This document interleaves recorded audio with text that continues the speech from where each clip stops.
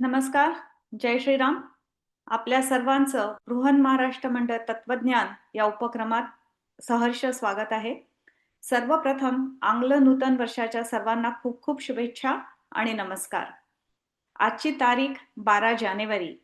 आज स्वामी विवेकानंदांची जयंती आहे. त्यानिमित्ताने आपण त्यांच्या चरणीही वंदन करूया. आणि बरोबर 3 वर्षापूर्वी आजच्याच दिवशी 12 जानेवारीला आपण बृहन महाराष्ट्र मंडळ तत्वज्ञान या उपक्रमाची सुरुवात केली होती.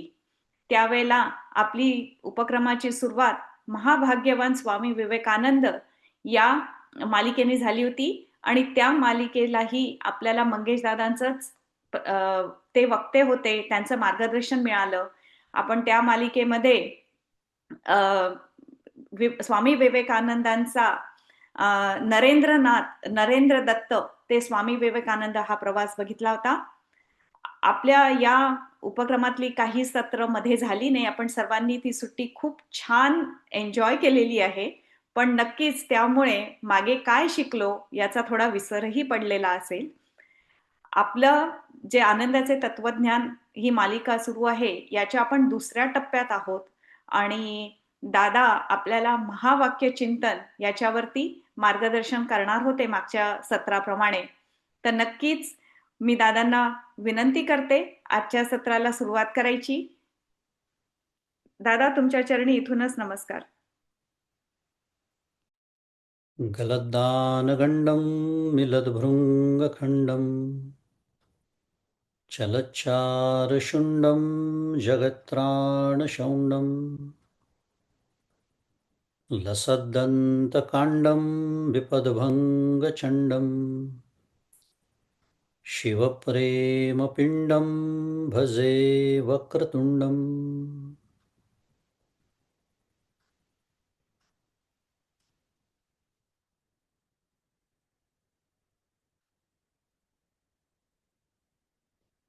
अहं निर्विकल्पो निराकाररूपो विभुर्व्याप्य सर्वत्र सर्वेन्द्रियाणां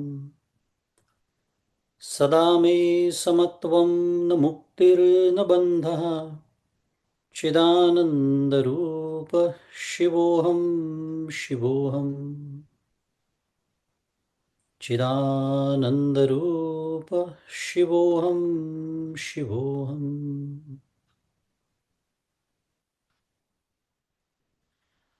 गुरुर्ब्रह्मा गुरुर्विष्णुः गुरुर्देवो महेश्वरः गुरुः साक्षात् परब्रह्म तस्मै श्रीगुरवे नमः।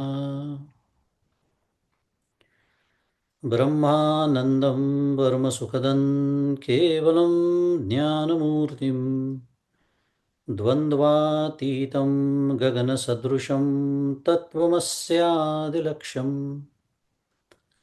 एकं नित्यं विमलमचलं सर्वधी साक्षिभूतं भावातीतं त्रिगुणरहितं सद्गुरुं तन्नमामि।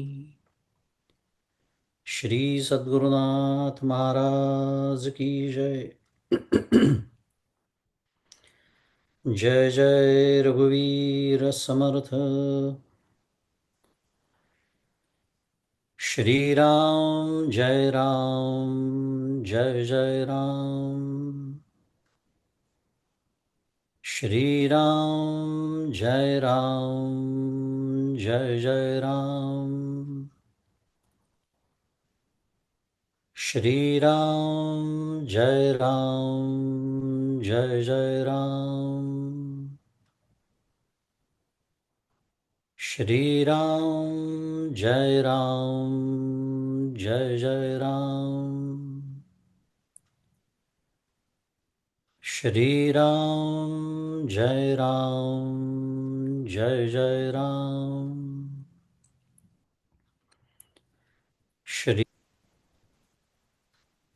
श्री राम जय जय राम।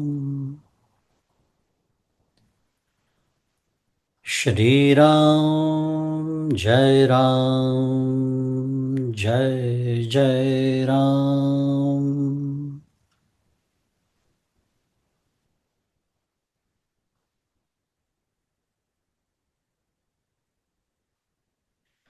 प्रभु श्री रामचंद्र भगवान की जय। श्री सद्गुरुनाथ महाराज की जय। जय जय रघुवीर समर्थ।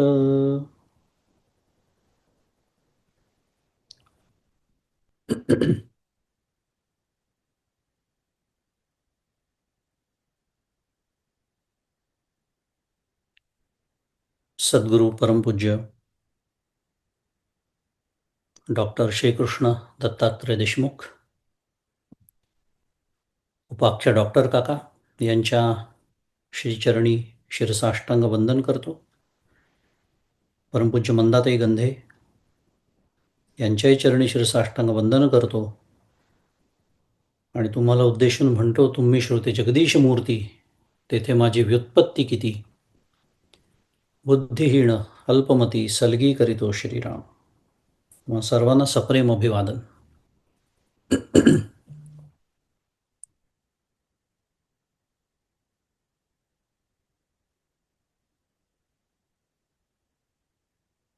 भगवत कृपेने आनंदाचे तत्वज्ञान ही दीर्घ चिंतन मालिका आपली सुरू आहे. मगाशीच उल्लेख झाला की आजच्या दिवशी म्हणजे 12 जानेवारी 2023 या दिवशी महाभाग्यवान विवेकानंद असा विषय घेऊन आपण बृहन महाराष्ट्र मंडळाच्या या व्यासपीठावरती तत्वज्ञान, विशेषतः भारतीय तत्वज्ञान या उपक्रमाला प्रारंभ केला होता. सुरुवातीला स्वामी विवेकानंद हा विषय आपण घेतला होता, कारण 12 जानेवारी ही स्वामी विवेकानंद जयंती. त्यानिमित्ताने त्या महामानवाला सुद्धा वंदन करूया, त्यांचं स्मरण करूया आणि आजच्या चिंतनाकडे वळूया. आम्ही जेव्हा 3 वर्षापूर्वी सुरुवात केली तेव्हा आम्हालाही माहिती नव्हतं की हा उपक्रम 3 वर्ष अखंड सुरू राहील. पण तो सुरू आहे आणि तो भविष्यातही सुरू राहील असा विश्वास आम्हालाही आता निर्माण झालेला आहे. आणि म्हणून मी प्रत्येक सत्राच्या सुरुवातीला जे भगवंताची असीम कृपा असं म्हणतो, ते केवळ तोंड दाखलं म्हणणं नसून त्याच्या पाठीमागे हा सार्थ विश्वास आहे की ही भगवत कृपा असल्याशिवाय इतकं दीर्घकाळ इतक्या प्रतिकूल परिस्थितीत परमार्थाचं कार्य सुरू राहणं शक्य नाही. आपण सर्वजण निमित्त मात्र आहोत. या विनम्र जाणीवेसह आपलं महावाक्य हा जो प्रस्तुत चिंतनाचा विषय आहे त्याच्याकडे वळूया. कारण मगाशी महावाक्य हा विषय आहे आणि दादा बहुतेक महावाक्याबद्दल सांगतील अशी एक साशंकता व्यक्त करण्यात आली. मला गंमत वाटली त्याची. काही घाबरू नका, महावाक्याबद्दलच आपण बोलणार आहोत कारण आपला विषय तोच आहे. पण त्यांच्या बोलण्याचा जो उद्देश होता तो हा होता की बराच खंड पडलेला आहे आपल्या अभ्यासामध्ये. 24 नोव्हेंबरला आपलं शेवटचं सत्र झालं होतं, कल्पना करू शकतो. इथे रोजचीच संसाराची धूळ बसते, तर महिना, 1.5 महिना, 2 महिने रामकृष्ण हरी विचारायलाच नको. आणि त्याच्यात हे महावाक्य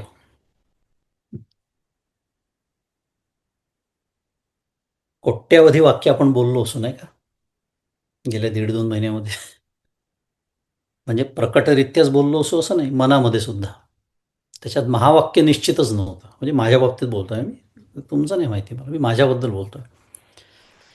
अशी आपली अवस्था आहे. असो, करूया प्रयत्न, थोडीशी धूळ झटकण्याचा प्रयत्न करूया. उजळणीच्या निमित्ताने. म्हणजे आपल्याला विषय प्रवेशाला मदत होईल. काय विषय सुरू होता, थोडीशी त्याची एक आठवण, स्मरण, आणि मग आपल्या मुख्य चिंतनाकडे वळू. तर महावाक्य हा विषय आणि त्या संदर्भामध्ये आपण वेदांचा विचार केला, आठवत असेल तर. ज्या वेदांमध्ये 4 भाग, आता ते सगळं सांगत नाही पसत, आपल्याला स्मरण असेलच, परंतु त्या वेदांचा जो अंतिम भाग, निष्कर्षात्मक भाग, ज्याला वेदांत म्हणतात, उपनिषद म्हणतात, त्याच्यामध्ये ही महावाक्य येतात. असा सगळा आपण एक शुद्ध मराठीमध्ये हाय लेवल ओव्हरव्ह्यू घेतला होता. आणि मागील सत्रामध्ये विशेषतः आपल्याला, म्हणजे जीवाला, नानात्वाचा जो अनुभव येतो की नाही, अखंड विविधतेचा अनुभव आपल्याला आहे. अखंड नानात्वाचा. आपलं संपूर्ण जीवन जागृतीच्या पहिल्या क्षणापासून जर कशाने भरलं असेल तर नानात्वाने भरलेलं आहे. आणि श्रुती तर एकत्वाचा सिद्धांत मांडते. मनसी वेद वाप्तव्यम नेह नानास्ति किंचन. नेह नाना अस्ति किंचन इथपर्यंत श्रुती म्हणते. आणि मग पुढे तो आशीर्वाद दिलेला आहे, मृत्यू हो समृत्युमाप्नोती य इह नानेव पश्यती वगैरे, ते सोडून देऊ. पण नेह नानास्ति किंचन हा श्रुतीचा सिद्धांत, आणि जाग आल्यानंतर पहिल्या क्षणापासून मला येणारा नानात्वाचा अनुभव अखंड, ह्याची एकवाक्यता, शुद्ध मराठीत रेकन्सिलिएशन, ही मीमांसेच्या माध्यमातून करावी लागते, असा विचार आपण मागच्या वेळेला शिकलो. उजळणी सुरू आहे, त्याच्यामुळे पुन्हा आता मीमांसा शब्द, त्याचा अर्थ हे नाही सांगणार मी. झालाय सगळं, अभ्यास झालेला आहे. उजळणी, आणि हे आपण नव्यानेच ऐकतोय असं ज्याला वाटत असेल त्यांनी समजावं किती धूळ बसलेली आहे 1.5-2 महिन्यामध्ये. मीमांसा करावी लागते. मीमांसेच्या माध्यमातून आपला अनुभव आणि श्रुतीचा सिद्धांत, कारण श्रुती अखंड सत्य बोलते, श्रुती कधीच असत्य बोलत नाही. अहितापासून काढिती, हित देऊनी वाढविती. श्रुती परोती मावली नाही, जगा मावली त्या दृष्टीने म्हणते. अशी श्रुती, ती सत्याशिवाय दुसरं काही बोलत नाही. मग श्रुती जर सत्य बोलत असेल आणि माझा अनुभव अगदी त्याच्या विरुद्ध असेल, तर मग त्याची एक वाक्यता कशी करायची? ती त्या मीमांसेतून करावी लागते.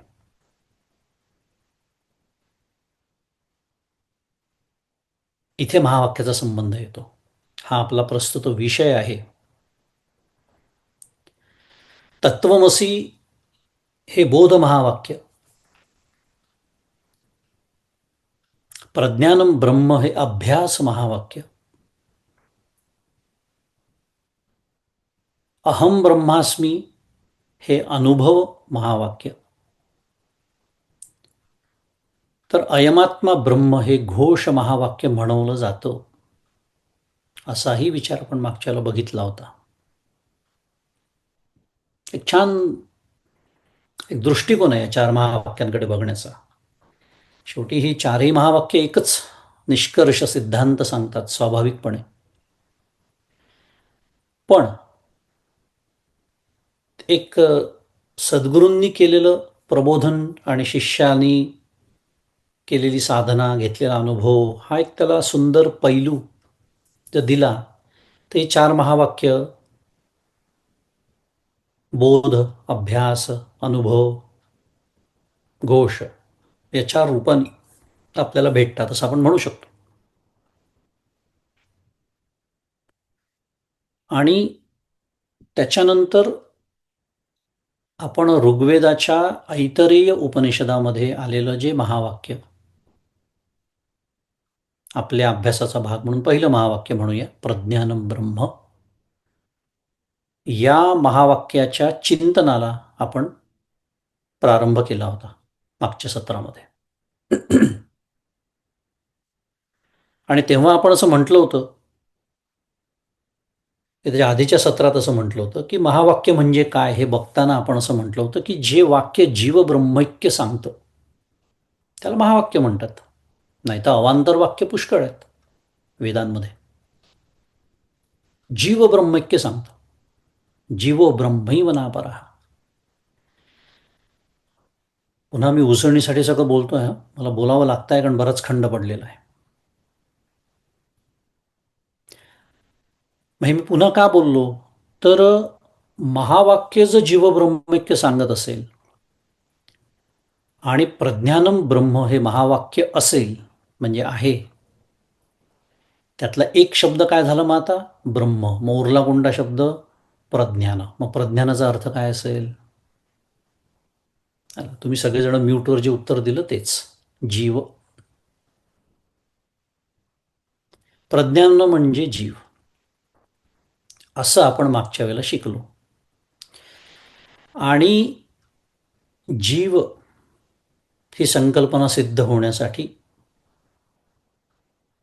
चिदाभास ही संकल्पना सिद्ध होण्यासाठी जे लागतं, ज्याला अंतःकरण असं म्हणतात, ज्याला बुद्धी म्हणतात, मन म्हणतात, संदर्भाप्रमाणे नावं बदलतात फक्त, त्याची 16 रूपं आपण मागच्याला पाहिली होती. आठवत असेल पुन्हा तर संज्ञान, आज्ञान, क्रतू इत्यादी. ही 16 रूपं याचा अर्थ आहे त्या वृत्ती आहेत, अंतःकरणाच्या वृत्ती आहेत, मनाच्या बुद्धीच्या त्या वृत्ती आहेत असं आपण शिकलो होतो. इतका अभ्यास आपण मागच्या सत्रामध्ये केला होता.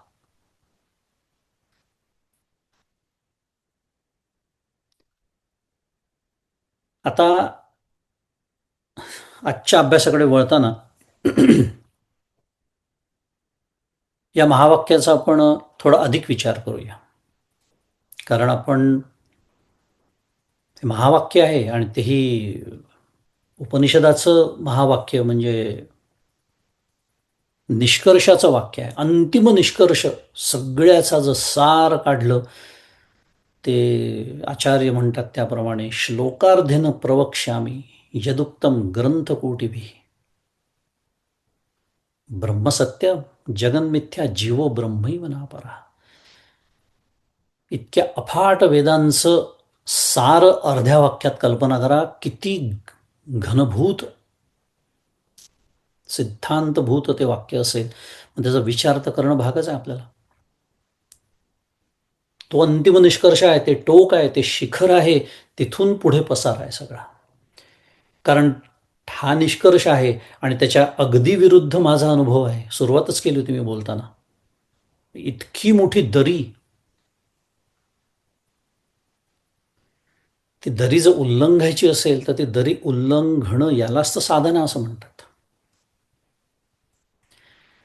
वेळ अर्थातच मर्यादितच असतो आपल्याला नेहमी, पण या मर्यादित वेळेमध्ये जो काही आवश्यक विचार आहे, अभ्यासाचा विषय म्हणून आपण निवडला आहे महावाक्य, तेवढा विचार करूया जरूर.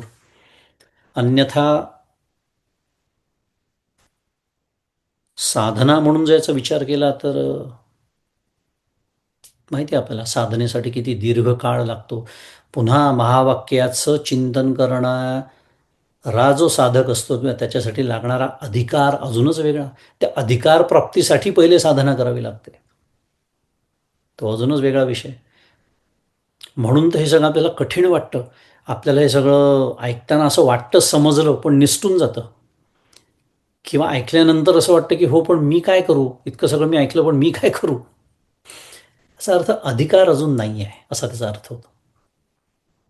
त्यामुळे आपल्याला जे साधन दिलेलं आहे ते अधिकार प्राप्तीसाठी दिलेलं आहे, तीच साधना करायची.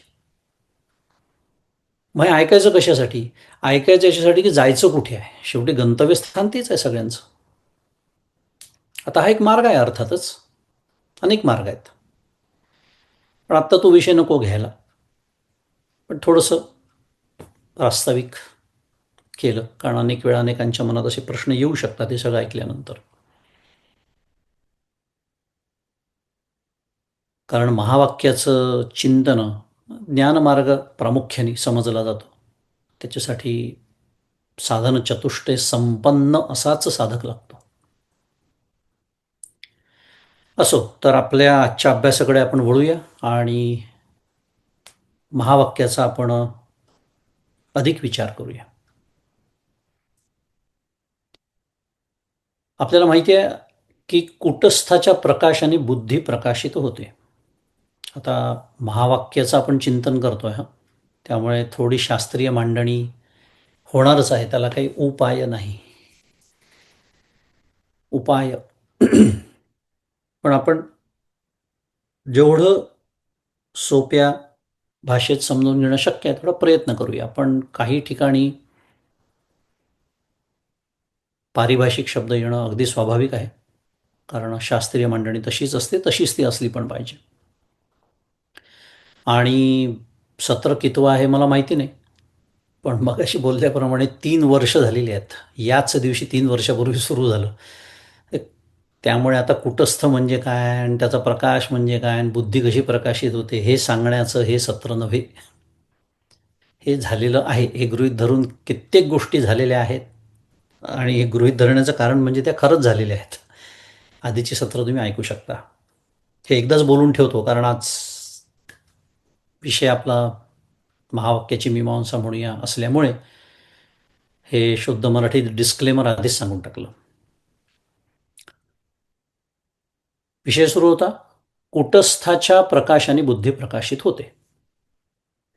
आणि मग त्या माध्यमातून म्हणूया, त्या प्रकाशाने म्हणूया, क्रमाने काय होतं, मग प्राण प्रकाशित होतात, इंद्रिय प्रकाशित होतात इत्यादी. असं आपण खरं मागच्या वेळेला बघितलं होतं. आता आपण छान समजून घेणार आहोत. महावाक्याचा आपला विचार सुरू आहे. आपल्या स्वतःचा आपण विचार करतो आहोत, म्हणजे आपल्या स्वतःचा म्हणजे जीवाचा, आपल्या देहाचा म्हणूया. कारण आपल्या देहामध्ये येत नाही सगळं, प्राण इंद्रिय वगैरे सगळं देहाचे घटक आहेत.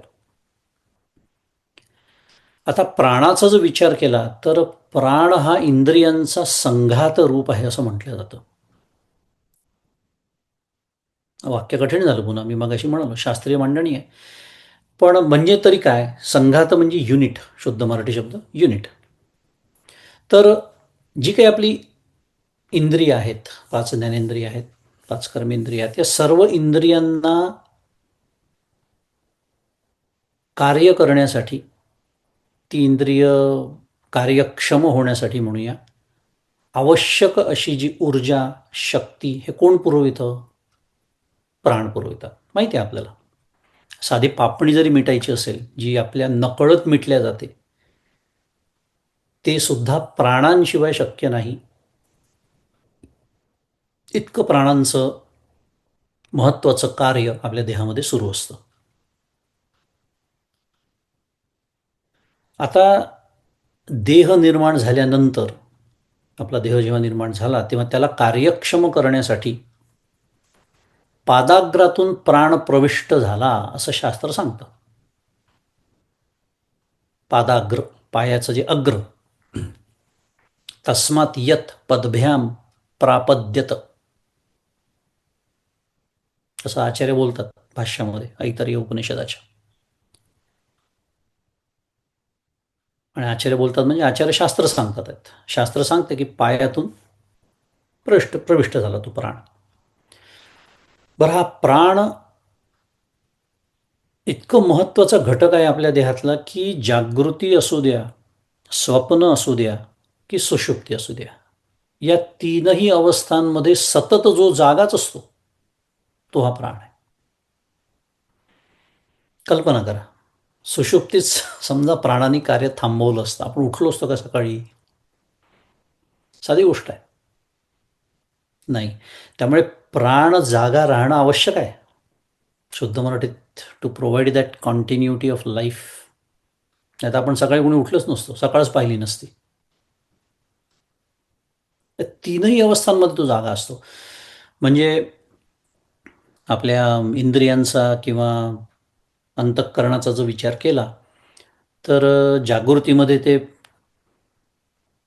छान जागे असतात, स्वप्नामध्ये ते अर्धवट जागे असतात, आणि सुषुप्तीमध्ये किंवा प्रवचन कीर्तनामध्ये रामकृष्ण हरी, काय मधनं थोडंसं विनोद झाला की जरा बरं समजायला सोपं जातं. ते कधी जागे नसतात एवढंच मला सांगायचं होतं, सुषुप्तीमध्ये आणि कीर्तन प्रवचनामध्ये. आपलं कशाबद्दल बोलत होतो मी? इंद्रिय आणि आपलं अंतःकरण, ज्याला साध्या भाषेत आपण गाढ झोपी जातात, लीन होतात अगदी शास्त्रीय भाषेमध्ये. पण माझा सांगण्याचा उद्देश हा सुरू होता की ते जरी लीन झाले तरी प्राण लीन होत नाही, प्राण जागाच राहतो तीनही अवस्थांमध्ये. म्हणून आपला श्वासोच्छवास सुरू राहतो झोपेत सुद्धा. पण ह्या सगळ्याचा परिणाम काय होतो, हे सगळं कशासाठी सांगतोय एवढं सविस्तर? त्याचा होणार एक स्वाभाविक परिणाम आहे की त्याच्यामुळे तो प्राण आपल्याला चेतन वाटतो. अरे एवढा अखंड कार्य करतोय, the heart is beating, right, from the very first moment to the last. इतका जो माझ्या काय म्हणूया, इतकं ज्याचं सान्निध्य मला आहे, सहवास आहे, अखंड आहे, त्यामुळे अगदी स्वाभाविकपणे मला तो चेतन वाटतो. आणि म्हणून तो प्राण म्हणजे आत्मा अशी बुद्धी होते.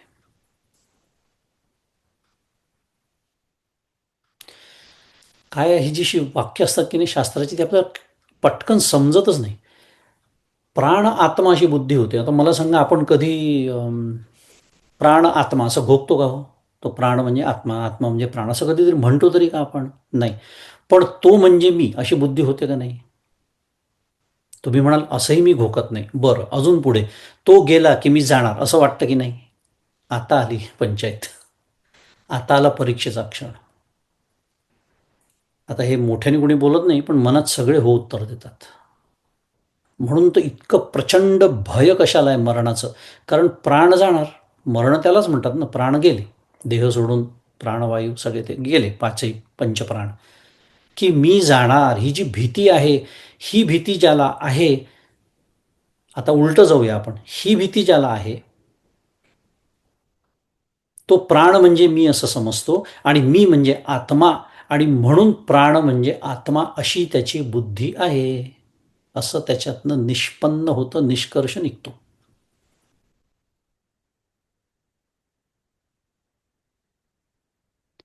शास्त्र काय सांगतं? शास्त्र असं सांगतं की प्राण हा सूक्ष्म पंचमहाभूतांच्या एकत्रित, म्हणजे त्याला मिलित रजांशापासून निर्माण होतो असं म्हटलेलं आहे. सूक्ष्म जीवसृष्टीचा भाग आहे तो, म्हणजे पंचीकरण होण्याच्या आधीचे पंचमहाभूत, ज्याला तन्मात्रा असं म्हणतात. अनेक वेळा तो विषय आपण बघितलेला आहे. म्हणजे सूक्ष्म आहे, हो, अत्यंत सूक्ष्म आहे, पण तरी सुद्धा जड आहे. जड नाही, जड म्हणजे हेवी नव्हे, जड. जड म्हणजे फिजिकल इन नेचर. अनेक अनेक जड गोष्टी आज विज्ञानाने पण सिद्ध केल्या आहेत की ज्या इतक्या सूक्ष्म आहेत की ज्या मायक्रोस्कोप खाली पण दिसू शकत नाहीत, पण they are very physical in nature. ते समजायला की फार कठीण नाही आज आपल्याला, विज्ञानाच्या कृपेने. त्यामुळे प्राणसुद्धा काय आहे? जड आहे, सूक्ष्म आहे, पण जड आहे, फिजिकल आहे.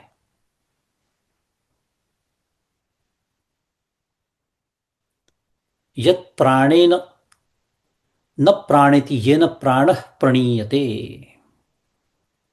तदेव ब्रह्मत्वम विद्धी नेदम यदिदमुपासते. केन उपनिषद बोलते आपल्याशी. अतिशय सुंदर मार्गदर्शन आहे.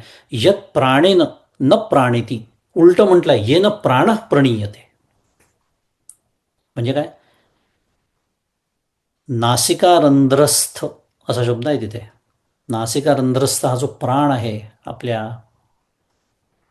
त्याच्याद्वारा जे जाणलं जाऊ शकत नाही, उलट ज्याच्यामुळे, म्हणजे ज्याच्या अधिष्ठानावरती हे प्राण आपलं कार्य करतात. कोणतं कार्य? या इंद्रियांना कार्यान्वित करण्याचं, जे आपण मगाशी बोललो. हे जे प्राणांचं प्रमुख कार्य आहे आपल्या देहामध्ये, ते कार्य करण्यासाठी ते प्राण समर्थ होतात. कोणामुळे? त्या ब्रह्मतत्वामुळे, त्याच्या अधिष्ठानावरती. ते प्राण त्याला जाणू शकत नाही. ते ब्रह्म तू जाण, असं केनोपनिषद आपल्याला उपदेश करत आहे. तदेव ब्रह्म त्वम विद्धी, विद्धी म्हणजे जाण.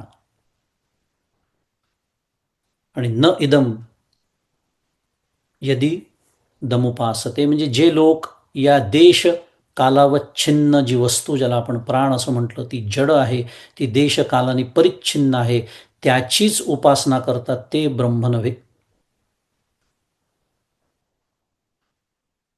आता पुन्हा मी मगाशी म्हणालो तसं, आपण प्राणांची कधी उपासना करतो का?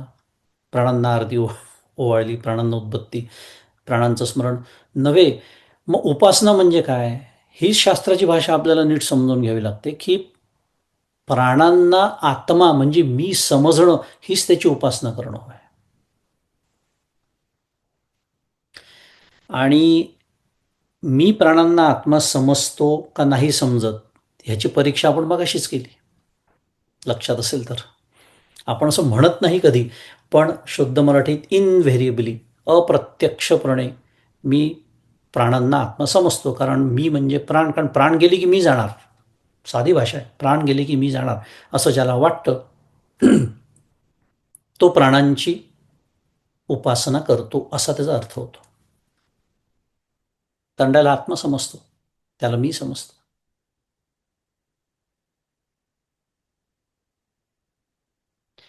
आता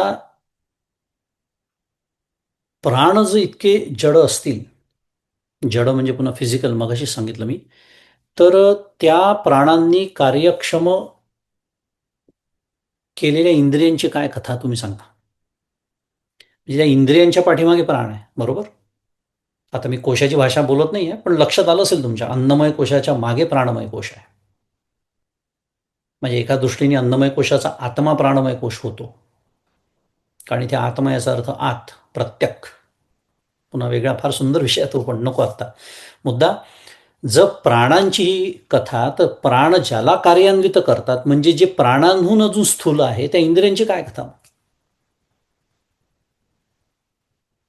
पण पुन्हा प्रश्न तोच आहे की आपण जेव्हा इंद्रिय परायण होतो, इंद्रिय परायण म्हणजे पुन्हा त्यांच्या अधीन होतो आणि व्यवहार करतो. आता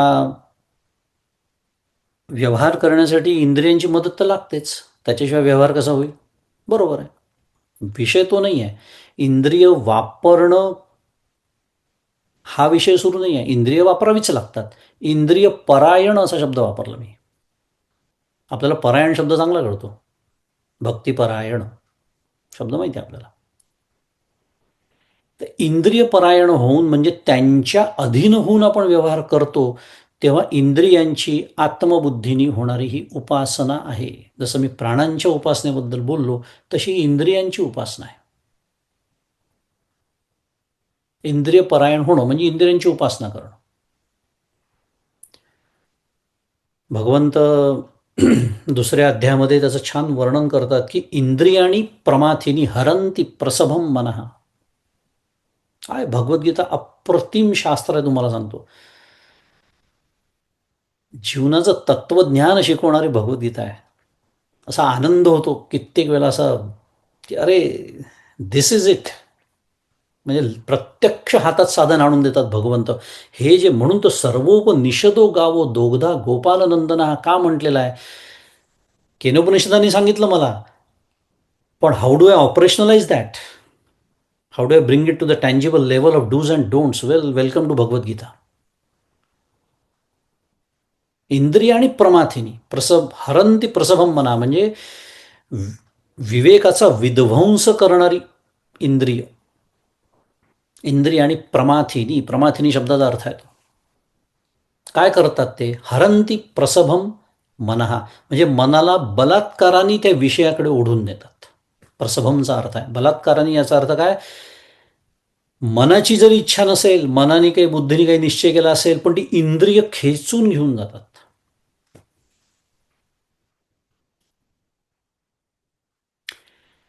मी निर्णय करतो सकाळी उठल्यावर की नाही नाही, आजकाल ना फार माझा सोशल मीडियाचा उपयोग वाढलेला आहे.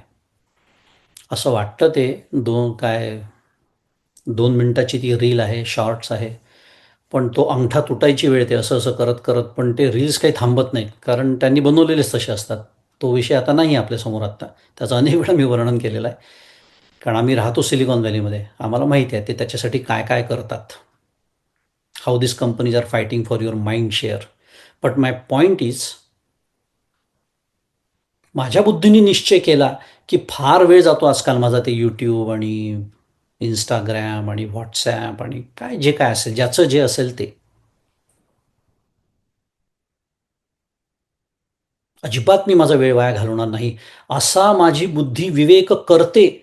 पण माझे डोळे, माझे कान आणि माझी बोटं, ही जी इंद्रिय आहेत, ती त्या विवेकाला ध्वस्त करतात, नष्ट करतात आणि मला स्मार्टफोन या विषयाकडे खेचून घेऊन जातात. होतं का नाही पहा आपलं. काहीही कारण नसतं माझा हात असा तिकडे जातो आणि फोन कधी उचलतो आणि कधी, तोपर्यंत फोननी त्याचं काम केलेलंच असतं. काय, फेस रेकग्निशन अनलॉक झालेलाच असतो तो. ते नोटिफिकेशन धड करून वर आलेलेच असतात. मग मी आपलं सुरू. काहीही गरज नसते. Nobody has called me, nobody has sed that you must respond in next 5 minutes. आणि तसं असतं तर त्यांनी मला फोनच केला असता. काय अशी व्यवहारातली उदाहरणं दिल्याशिवाय हे शास्त्राचं तत्वज्ञान आहे ना, ते आचरणाच्या पातळीवर उतरत नाही. ह्याला म्हणायचं इंद्रियाणी प्रमाथिनी हरंती प्रसभम मना. एक विवेक मी करतो, पण त्याचा ध्वंस करून टाकतात ही इंद्रिय.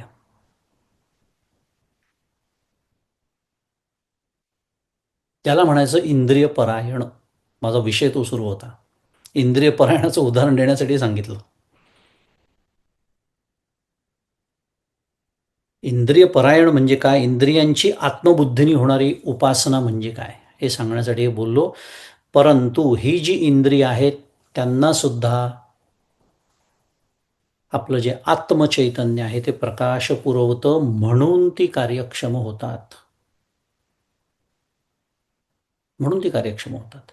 जी प्राणांची कथा तीच इंद्रियांची कथा. म्हणून पुन्हा केनोपनिषद मार्गदर्शन करतं की यत् चक्षुषा न पश्यती येन चक्षुषीं पश्यती. यत् चक्षुषा न पश्यती, ज्याला डोळे पाहू शकत नाहीत, उलट येन चक्षुषीं पश्यती म्हणजे ज्याच्या साह्यानी, म्हणजे ज्याच्या अधिष्ठानावरती डोळे बघण्यास समर्थ होतात, त्याच पद्धतीने कान ऐकण्यासाठी समर्थ होतात, वगैरे वगैरे वगैरे. आपली सर्व इंद्रिय त्यांचं त्यांचं कार्य करण्यासाठी ज्याच्यामुळे सामर्थ्य संपन्न होतात ते ब्रह्म तू जाण, असं केनोपनिषद आपल्याला मार्गदर्शन करतं.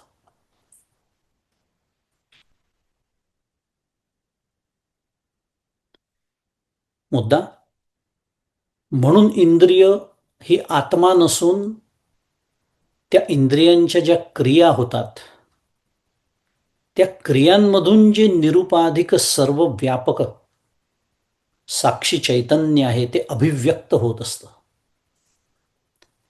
अध्यारोपित नाम रूप कर्मद्वारेण ब्रह्म निर्दिश्यते, आचार्य याच अर्थाने बोलतात. कारण आत्ताच मी बोललो, त्याच्या अधिष्ठानावरती जर इंद्रिय कार्य करत असतील, त्याच्या अधिष्ठानावरती जर प्राण कार्य करत असतील, तर ते जेव्हा कार्य करतात, isn't it a manifestation of that ultimate reality.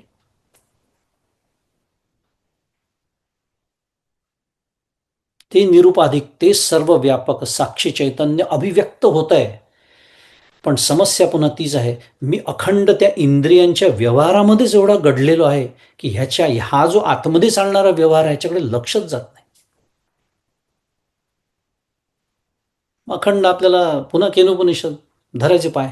प्रतिबोध विदितम मतम अमृतत्वम ही विंदते. होणाऱ्या प्रत्येक बोधामागे तो आहे बुद्ध आत्मा, पण त्याच्याकडे कोण लक्ष देतो आहे. मी आपला गुंग माझ्या व्यवहारामध्ये, इंद्रियांच्या व्यवहारामध्ये इतका अडकलेला, इतका आसक्त. परमपूज्य काका त्याचं अतिशय सोप्या भाषेमध्ये व्यक्ती, वस्तू, घटना, परिस्थिती असं वर्गीकरणही करून देतात. अखंड सकाळी उठल्यापासून झोपेपर्यंत माझा प्रत्येक विचार बरोबर या 4 पैकी एका गटात बसतो. कुठल्या तरी व्यक्तीचा विचार मी करत असतो, वस्तूचा तरी करत असतो, घटनेचा तरी करत असतो, परिस्थितीचा तरी करत असतो. मग ती होऊन गेलेलं असेल, होणारे असेल, घडत असलेली असेल, 3 कालांनी परिच्छिन्न आहे की नाही कथा आपल्या जीवनाची, बघू आपण. म्हणून तर परमार्थामध्ये प्रगती होत नाही, याचं कारणच ते आहे. मुळात मी एक तर साधना नियमित करत नाही सद्गुरूंनी दिलेली, आणि ती केली तरी मला असं वाटतं 1 तास साधना केली म्हणजे माझा परमार्थ संपला, चेक. आता उरलेले 23 तास माझा आणि परमार्थाचा काय संबंध. मी मोकळा कशासाठी, व्यक्ती, वस्तू, घटना, परिस्थिती. सद्गुरूंनी आशीर्वाद देऊन ठेवला, या जन्मात हातात फारसं काही लागणार नाही, केलेलं वाया जाणार नाही. ते तर परमार्थाचं वचनच आहे, भगवंताचं वचन आहे, ते वाया नाही जाणार. पण या जन्मात काम होणार नाही, त्याच्यासाठी घ्यावा लागेल. मग आता तो जाऊ दे, तो वेगळा विषय, कारण पुढचा मनुष्याचा जन्म कोणी दिली खात्री. मग या फिरून पुन्हा 84 लक्ष. म्हणून तातडी करावी परमार्थाची. जो खरा साधक आहे, प्रामाणिक साधक आहे, ज्यांनी पक्क ज्याचं ठरलेलं आहे, हेची देही हेची डोळा भोगू मुक्तीचा सोहळा, तो हे सर्व विचार करतो. जमलं तसं बघूया. मला अनेक छंद आहेत, त्यात परमार्थ पण एक छंद आहे. मग काय, रामकृष्ण हरी. ही झाली इंद्रियांची कथा. प्राणांचा विचार केला, इंद्रियांचं झालं. आता मन आणि बुद्धीची काही वेगळी कथा असणार आहे का? तीच कथा आहे. पुन्हा केनोपनिषद, यन मनसा न मनुते येनार्हुर्मनोमतम. यन मनसा न मनुते म्हणजे ज्याचं मनानी मनन करता येत नाही. येनाहुर्मनोमतम, उलट ज्याच्यामुळे, म्हणजे पुन्हा ज्याच्या अधिष्ठानावरती मन मनन करण्याच्या योग्यतेचं होतं, ते ब्रह्म तू जाण विद्धी पुन्हा.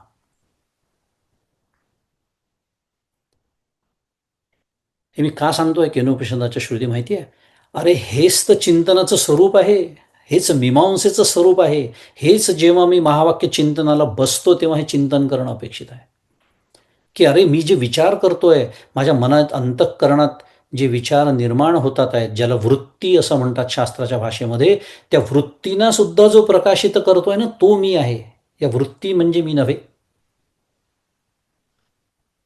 मग त्या वृत्तींच्या मागे धावणं तर सोडूनच द्या, ते तर कधीच मागे पडलेलं आहे. त्याला साधन चतुष्टय संपन्न म्हणतात. आता लक्षात आलं असेल ही कसं एकमेकात कसं छान गुंफलेलं आहे. हे करण्याचं सामर्थ्य कमवावं लागेल की नाही आपल्याला? आपण त्या वृत्तींमध्येच तर कितीतरी गुंतलेलो आहे अजून. म्हणजे आपलं अजून चित्ताची शुद्धी आणि शांती झालेली नाही आहे. अजून आपल्याला हवा तेवढा अधिकार प्राप्ती झालेली नाही आहे अजून. पण तो झाल्यानंतरचं मी तुम्हाला साधन सांगतोय. फार सुंदर जागा आहे. मी मागच्या वेळेला एकदा बोललो होतो, वृत्तींना प्रकाशित करणार. वृत्तीसुद्धा परप्रकाशित आहेत. मग ते वृत्ती, मग जर बाहेरच्या व्यवहाराचा विचार केला तर मग ते प्राण आणि इंद्रिय वगैरे सगळा व्यवहार होतो. पण त्या वृत्ती म्हणजे साध्या भाषेत मन म्हणूया, बुद्धी म्हणूया, त्याचं मनन नाही करू शकत, त्याचं चिंतन नाही करू शकत थेट. उलट त्याच्या अधिष्ठानामुळे ते मन मनन करण्याच्या योग्यतेचं होतं. ती बुद्धी निश्चय करण्याच्या योग्यतेची होते.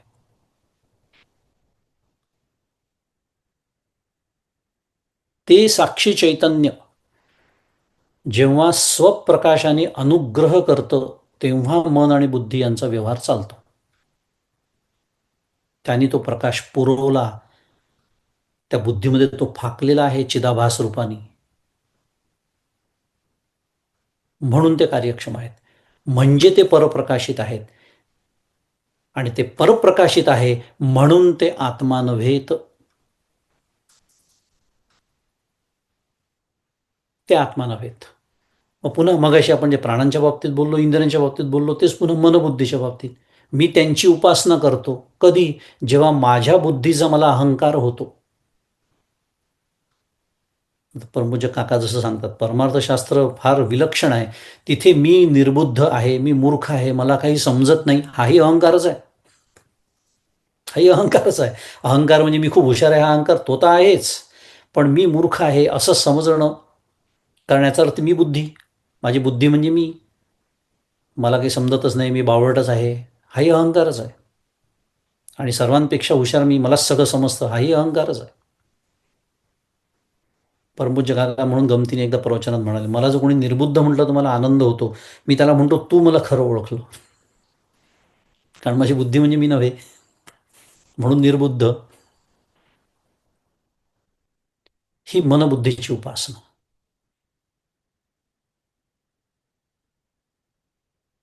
पण ते आत्मा नव्हे, तर त्यांच्या माध्यमातून त्यांच्या कार्याद्वारा पुन्हा एकदा काय होतं, साक्षी चैतन्यच अभिव्यक्त होतं. मी विचार करतो, माझी बुद्धी निर्णय घेते, माझं चित्त एखाद्या विषयाला धरून ठेवतं, माझा अहंकार जागृत आहे. हे जे काही खेळ सुरू असतात अंतःकरणाचे, हे जे काही त्यांचं त्यांचं कार्य सुरू असतं, ह्याच्यातून ते साक्षी चैतन्य अभिव्यक्त होतं हे लक्षात ठेवायचं. पुन्हा आपण काय शिकतोय, विषय विसरायचा नाही, नाही तर कधी कधी हरवायला होतं. आपण हे शिकतोय की कसं आतमध्ये जायचं आहे, यालाच मीमांसा म्हणतात, यालाच महावाक्याचं चिंतन असं म्हणतात. अप्रत्यक्षरित्या मी प्रक्रिया शिकवतोय. काय चिंतन करायचं आहे नेमका, डोळे मिटून मांडी घालून किंवा इतर वेळेला हे चिंतन करायचं आहे.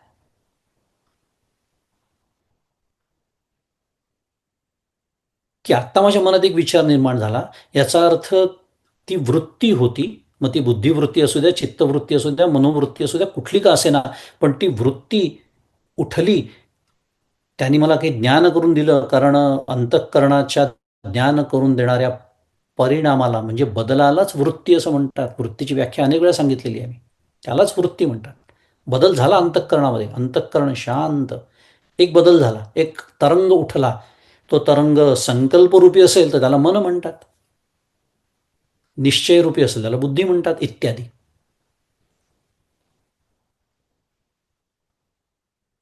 इतक्या सूक्ष्म पातळीवरती जावी लागते साधना, इतकं सूक्ष्म आपल्याला पकडता आलं पाहिजे.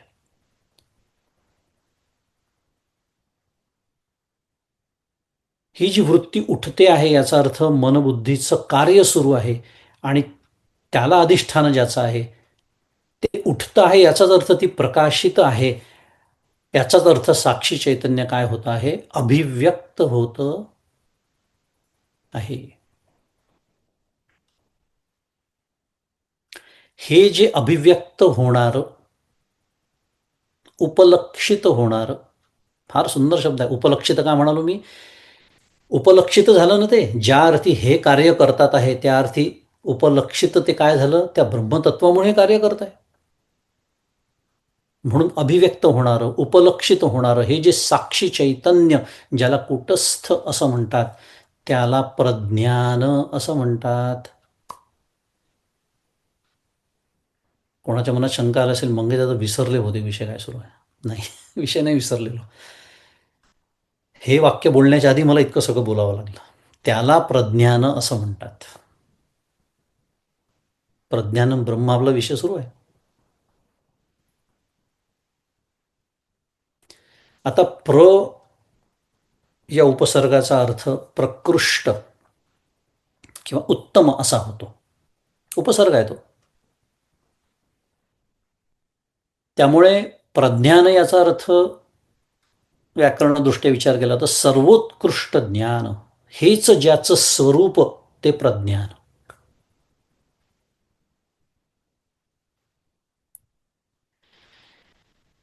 आणि हे जे सर्वोत्कृष्ट ज्ञान, त्या ज्ञानशक्तीचा अखंड प्रत्यय आपल्याला आहे. अखंड. एरवी सर्वांच्या हृदयदेशी मी अमुका आहे ऐसी, जे बुद्धी स्फुरे अहर्निशी ते वस्तुगामी. माऊली बोलते 15व्या अध्यायात. प्रसिद्ध होऊया, माहिती आपल्यापैकी बऱ्याच जणांना. सर्वांच्या हृदयदेशी काय आहे, मी अमुका आहे ऐसी. आहे की नाही सांगा, प्रति क्षणी मी काहीतरी आहे असं वाटतं की नाही आपल्याला. ज्याला जे वाटतं ते, त्या भानगडीत नको पडायला. कोणाला वाटतं मी बुद्धी आहे, कोणाला वाटतं मी प्राण आहे, कोणाला वाटतं मी मन आहे, कोणाला, प्रत्येकाला हे तर नक्कीच वाटतं हा देह म्हणजे मी आहे. फारच महान असेल तर त्याला हे घर म्हणजे मी, माझी प्रसिद्धी म्हणजे मी, माझा पैसा म्हणजे मी, माझा बँक बॅलन्स म्हणजे मी, माझी बुद्धी म्हणजे बुद्धीने मिळवलेलं वैभव म्हणजे मी. हे तर अजूनच स्थूल झालं, ते सोडूनच देऊ आपण. रामकृष्ण हरी. पण प्रत्येकाला मी काही ना काहीतरी असं वाटतच असतं. अमुक, सर्वांच्या हृदयामध्ये मी अमुक अमुक आहे असं रात्रंदिवस जे ज्ञान स्फुरण पावत असतं, जे ज्ञान स्फुरत असतं, ती वस्तू लक्षार्थाने काय आहे, मी आहे, म्हणजे ब्रह्म आहे.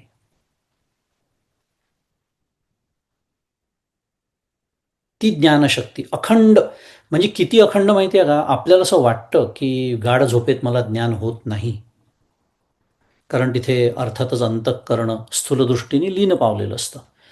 मग असं वाटतं तिथे ज्ञान नाही, पण ज्ञान तिथेही आहे. ज्ञानाचा अन्वयच आहे तीनही अवस्थांमध्ये. ज्ञान नाही अशी अवस्थाच नाही, कारण तसं जर असतं तर मला सकाळी उठल्यानंतर मला काहीच कळलं नाही हे कळलं नसतं. वेदांत म्हणजे जबरदस्त आहे. मला काहीच कळलं नाही हे कोणाला कळलं, किंवा कशावरून कळलं तुम्हाला? अहो, गाढ झोप लागली होती, मला काहीच कळलं नाही हे म्हणतात. कोणीतरी येऊन गेले घरी, बेल वाजली, मला काहीच कळलं नाही हे कोणाला कळलं? आणि छान वाटतंय आता, गाढ झोप झाली. हे जे सुखाचे उद्गार आहेत, का बरं छान वाटतंय? ह्या क्षणी काही केलं का छान वाटण्यासारखं? काही तुला खायला मिळालं, चहा मिळाला, प्यायला मिळालं, काही मित्र भेटला? काहीच नाही. मग याचा अर्थ तू छान वाटलं हा संस्कार उमटलाय त्या गाढ झोपेतला, त्याच्याबद्दल तू बोलतोयस. मग ज्या अर्थी संस्कार स्मरण आहे त्या अर्थी संस्कार आहे, संस्कार आहे त्याच्या अर्थी ज्ञान आहे.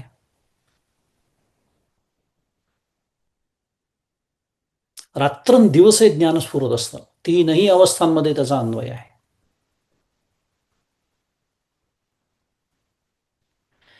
आता इंद्रिय, प्राण, मनबुद्धी, आपण या तिन्हींचा विचार केला मगाशी. मन आणि बुद्धींच्या वृत्तींचा पण आपण विचार केला.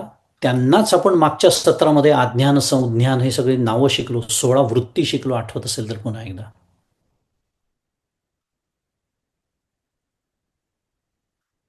ही सर्व त्या प्रज्ञानाचीच नावं आहेत. पुन्हा कोणीतरी म्हणेल, बहुतेक मंगेश दादा विसरल्यात की प्रज्ञानाला आधी ते जीव म्हणाले, आता कुटस्थाला प्रज्ञान म्हणतात. मी विसरलेलो नाही, सांगतोय. या ज्या वृत्ती आहेत त्यांनाही प्रज्ञानच म्हणतात. का? कारण त्याच साक्षी चैतन्याच्या त्या उपाधी आहेत. त्या उपाधी भिन्न आहेत, आपल्या सर्वांच्या पुन्हा भिन्न आहेत. जीव म्हणून आपण सर्वजण भिन्न आहोत. त्यामुळे त्यांच्या माध्यमातून होणारं आपल्या सर्वांचं वृत्तीज्ञान सुद्धा भिन्न आहे. परंतु त्या होणाऱ्या वृत्तीज्ञानाच्या मागे असलेलं जे चैतन्य रूप प्रज्ञान आहे ते एकच आहे. सर्व जीवांचं एकच आहे. तुमचा आत्मा वेगळा, माझा आत्मा वेगळा नाही. आत्मा एकच. एको देव सर्वभूतेषु गूढ, सर्वव्यापी, सर्वभूतांतरात्मा, श्वताश्वतर. मनात जर कुठे गोंधळ असेल, अभ्यास कमी असेल म्हणून बोललो हे वाक्य. तुमचा आत्मा वेगळा, माझा वेगळा, आत्मा एकच. आत्मा म्हणजे ब्रह्म एकच. जीव वेगळा, कारण बुद्धी वेगळी म्हणून उपाधी वेगळी, तेच सांगतोय मी.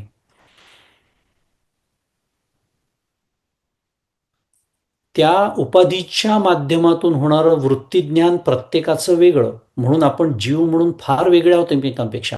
पण त्याच्या पाठीमागे असलेलं चैतन्य रूप प्रज्ञान मात्र एकच आहे.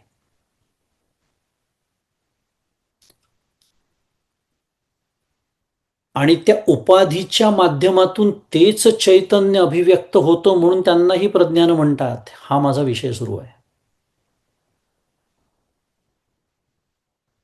म्हणून इंद्रिय, प्राण, मनबुद्धी, त्यांच्या वृत्ती, प्रज्ञान.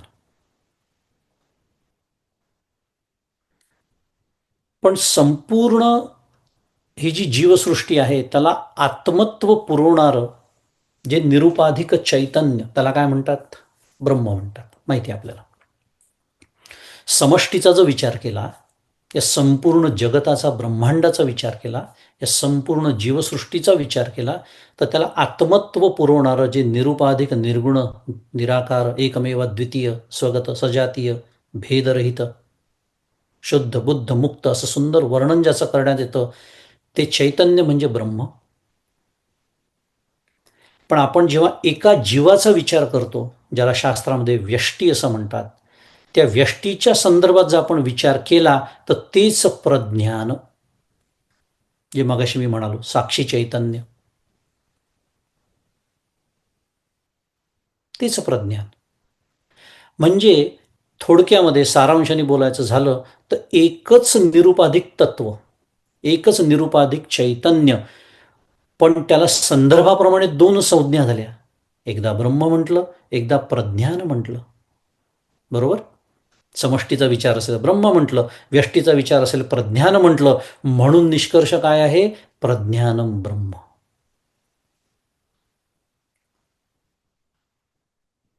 महावाक्य. म्हणून निष्कर्ष आहे प्रज्ञानम ब्रह्म.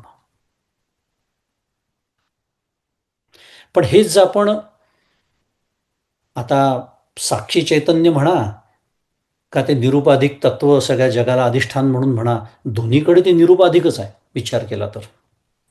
पण जीवाच्या बाबतीत जर विचार केला तर जीवाच्या बाबतीमध्ये साक्षी चैतन्याचा आपण विचार करतो, मगाशीच मी बोललो.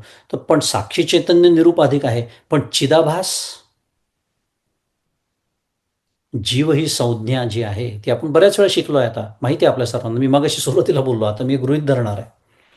त्यामुळे चिदाभास जो आहे तो सोपाधिक आहे.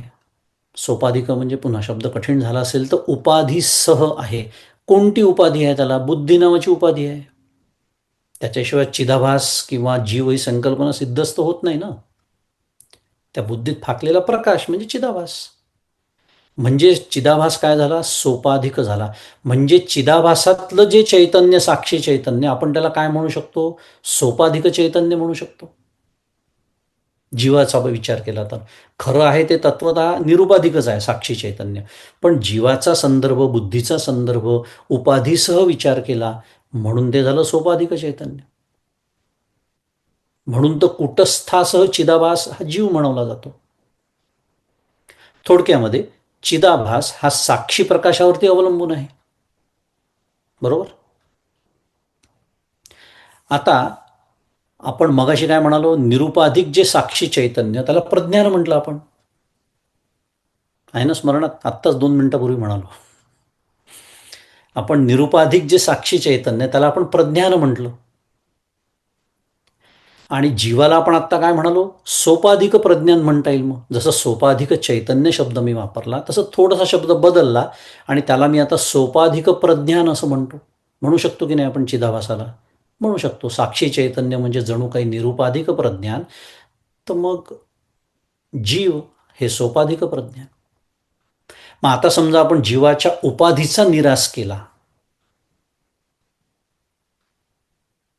जीवाच्या बुद्धी नावाच्या उपाधीचा आपण जर निराश केला साधनेच्या माध्यमातून, ध्यानाच्या, समाधीच्या माध्यमातून, या महावाक्याच्या चिंतनाच्या माध्यमातून, तर जीव प्रज्ञानम अस्ति हे अनुभव असेल की नाही आपल्या? म्हणजे ते साक्षी चैतन्य जे माझ्या हृदयात आहे तेच मी आहे असा अनुभव येईल की नाही आपल्याला? त्याला संस्कृतमध्ये मी म्हणालो जीव प्रज्ञानम अस्ति, हे अनुभव असेल की नाही? येईल. पण आपण मगाशी काय सिद्ध केलं? प्रज्ञानम ब्रह्म अस्ति बोललो ना आपण. एकाच तत्वाची संदर्भाप्रमाणे 2 नावं आहे, एकदा प्रज्ञान म्हणतो, एकदा ब्रह्म म्हणतो. त्यामुळे जीव प्रज्ञानम अस्ति आणि प्रज्ञानम ब्रह्म अस्ति हे आपण आधीच बघितलं. त्यामुळे if A is equal to B and B is equal to C, then A must be equal to C, म्हणून जीव ब्रह्म अस्ति असं सिद्ध झालं.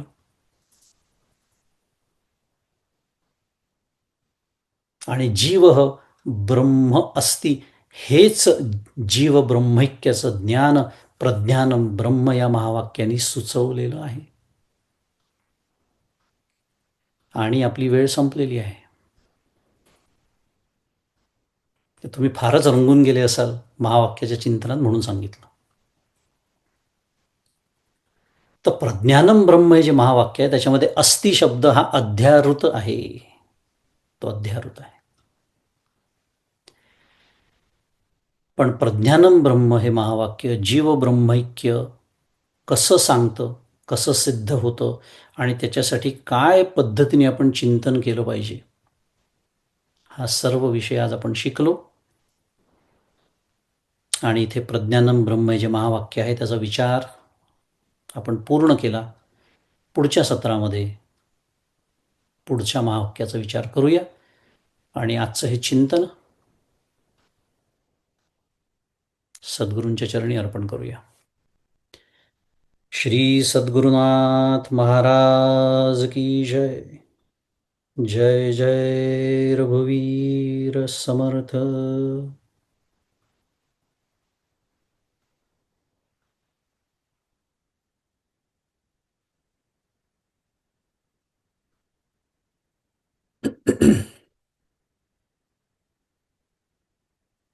जय श्रीराम दादा, तुम्हाला इथूनच नमस्कार करते.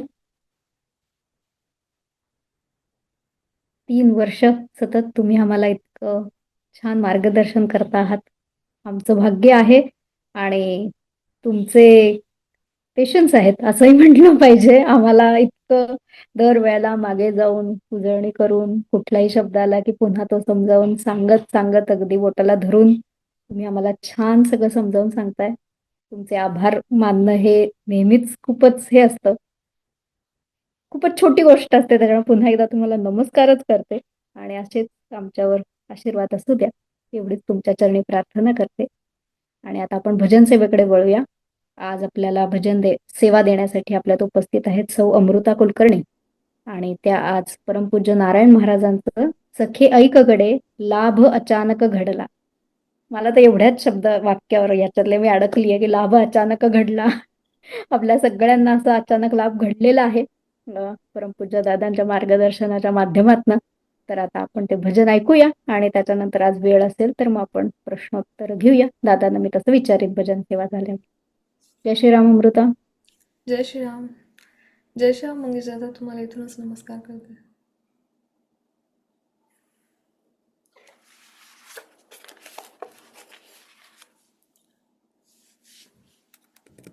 सखे ऐक गडे लाभ कल्पित घडला, गुरुदत्त मला सापडला, मला ग सापडला. होते शोधित मी सदनाला विपिनाला, धुंडिले त्रिखंड जगाला. होता गूढपणे मनोमंदिरी दडला, मज अकस्मात आढळला. मग धरला मी करपासी, भेटविला निज हृदयासी. विसरून जीव भावासी, सांगू काय तुला नारायणासी अडला. गुरुदत्त मला सापडला, मला ग सापडला. सखे अद्भुत ही दत्त सुखाची गोडी, लागली मला नच सोडी. वाटे गुरुमुख हे घडी घडी अवलोकावे, गुरुकाम विघ्न न जयावे. सखे रोधू नको सोड जाऊ दे आता, हे ऐक जोडिते हाता. तवरीत भात मज न लगे, दत्त चरणी मन हे बिलगे. मज पावन तोची करी लगे, सखे ऐकून ग वृत्ती पावन मजला. गुरुदत्त मला सापडला, मला ग सापडला. पाहू कुठवर मी नेत्र आता हे बंद, दत्त दत्त लागे छंद. त्या दत्ताने मी पण गेले भुलून, गुरुदत्त सखाव तरुण. हा व्याप्त से सृष्टीची या ठाई, हा रूप घेऊन येई. क्षणभरात विश्वरूप ग, क्षणभरात आत्मस्वरूप ग, क्षणभरात व्यापुनी रूप ग. हे पाहताना नारायणासी अडला, गुरुदत्त मला सापडला, मला ग सापडला. सखे ऐक गडे, लाभ कल्पित घडला, गुरुदत्त मला सापडला, मला ग सापडला. श्री सद्गुरुनाथ महाराज की जय.